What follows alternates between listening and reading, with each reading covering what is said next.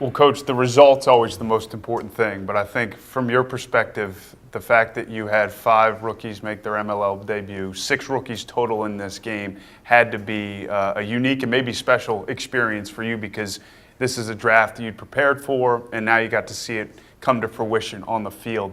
How did it match in terms of its reality? Well, just to talk about the draft, the draft is a team effort. You know, Coach Reese tells us who he wants.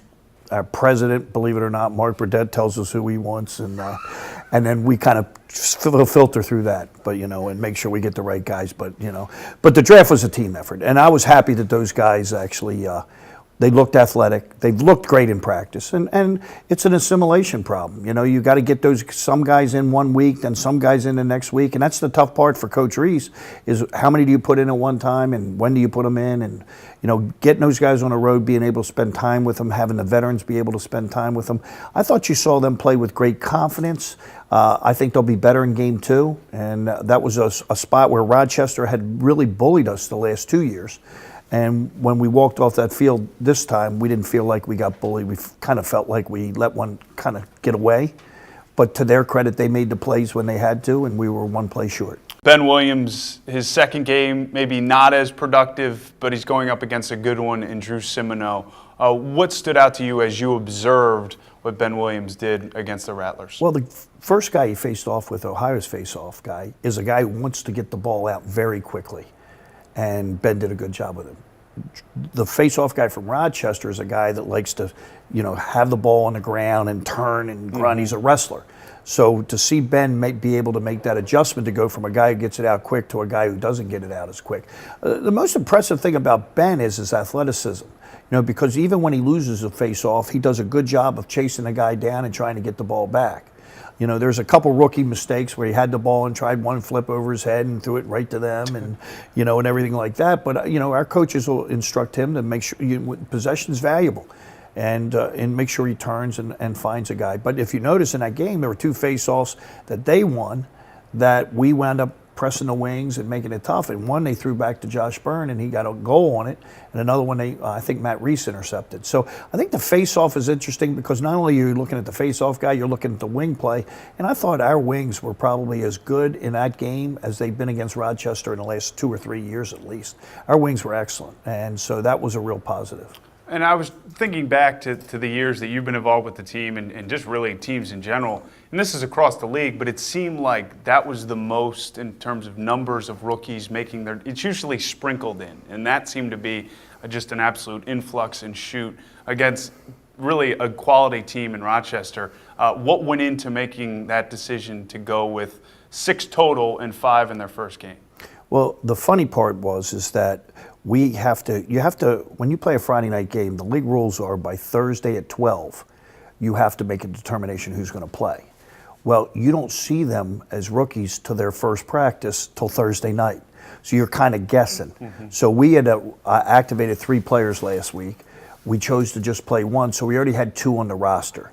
And then watching practice, we all walked off the field the first night of practice and say, boy, this Josh Berg kid is really good. We wish we would have activated him. But you never know how it turns out and what guy shows up. But I will say from veteran to rookie alike, that first practice, Josh Berg made a believer out of everybody in a Bayhawk uniform and the entire coaching staff. So to see him have 7 in a game, is it surprising? Sure. But there is some talent there, that's for sure. Well, let's dive into Josh, and we asked Brian about his game as well. But what do you think, as a guy who scouted him at Hofstra, has seen him play over the course of his college career, now a couple weeks as a pro, what is it about his game that allowed him to be that impactful that quickly? Well, when I went to the CAA and saw him play, Brian had mentioned him to take a look at this guy. He sees he's scoring big numbers. So I went to the CAA. He played very well. Was a good leader. The team rallied around him and everything. Then I went to the North-South game and I called Brian. I said, Brian, if he wore a Hopkins, Maryland, or a Virginia jersey, he'd be maybe the top pick or top 3 pick. So we were lucky to get him at 19. The thing you like about Josh and what makes him the veterans like him is he doesn't need the ball on a stick in order to be effective. And when he cuts, he moves full speed. Matt Danowski, one of the comments he made after the first day of practice was, I haven't had a guy cut like that since Zach Greer. You know, so he's a tremendous off-ball who catches everything. In fact, a couple times they threw in the ball when he was covered, and he still wound up getting a shot off. But his ability to catch the ball, his ability to have shots at different levels, his ability to move without the ball, and he's not a stiff with the ball. You know, he hitched and got to the middle of the field on Mike Manley, who we all know is one of the best defensemen in the league, a couple times, and really he had 7. He probably should have had 9. And Galloway makes an unbelievable save on a great pass by Sean Evans cross crease, and I think he hit a pipe again. So he'll get his as a lefty, you'll get your opportunities, and we're fortunate to have him. And we've had Garrett Thal, and we've had Nate Lunis in that position, and they've all wound up scoring. Depth at the lefty attack position for sure. If you're the top pick for any organization, a spotlight follows you. And for Jake Vaccaro, he got to make his debut and had some quality runs and assists. He hit a pipe as well. But what were your conversations with him like after the game, as he's now sort of gotten a sense of what to expect week in and week out? I think the first thing, Jake was known as a volume shooter in college. I think he took 100 plus shots.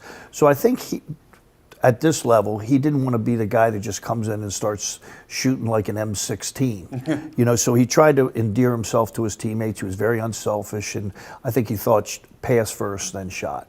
But his ability to dodge with either hand, to beat a pole, to beat a shorty, is something that we're lacking. And I'm sure, just listening to Coach Reese, I'm sure he wants to see a little bit more out of him, and he'll talk to him. And I think you'll see Jake being much more aggressive in a second start. Let's start with Colin Heacock, his ability to maybe play on Friday against Charlotte, and then Lyle Thompson. Well, Jason Noble's a guy that I think endeared himself to the coaching staff last year because they needed him to play pole. He played pole. They needed him to play close. He played close. And he played some of the best matchups in the league. And if they needed him to play shorty, he played shorty defense in the indoor. So his flexibility as a player, the different things he can do are a real valuable asset. Now, coming off this season that he does as a smaller guy who gets, who's playing it, he might need a week off, but that'll be the coach's call. But I know that there's a lot of trust from our team and from our coaching staff with Jason Noble. So that'll be one guy I think you'll see play quickly. So Lyle and Colin are still in flux at this point? Well, Colin Heacock will be a guy that's going to come to practice. We're going to have to guess that he's good enough because we won't see him until after the activation. We would like, when you looked at our production, besides Miles Jones's too, we didn't have a whole lot of goal production from the midfield. So that'll be a question whether if Colin Heacock can show that he can probably help us score a little bit in the midfield. You never have too many middies who could score. And Lyle? That guy can play a little bit. He can? Yeah. Are we going to see him in a Bayhawk uniform? Gosh, I hope so. I mean, we traded an eighth pick in the first round to get him. That was the whole plan. So he's a talented kid. But, we're going to have to find out again, that whole assimilation thing is how we can help him be the player he can be. Well, a lot of mystery heading into Friday. It should be fun to see who trots out there in that game day roster. Coach, thanks. Thank you.